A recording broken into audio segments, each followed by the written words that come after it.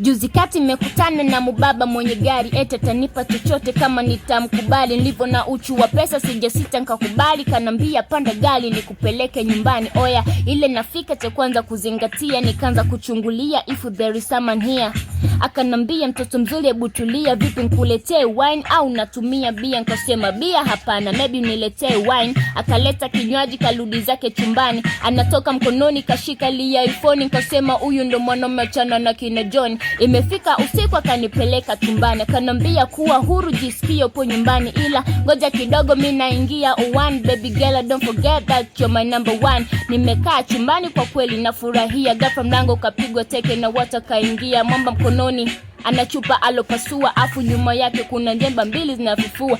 Pumzi kasita mikashindwa kupumua, nikasema Mungu wangu leo miso naniua. Wakaja kitendani kunipelekea moto, sindo ghafla nikashtuka kumbe ilikuwa ndoto.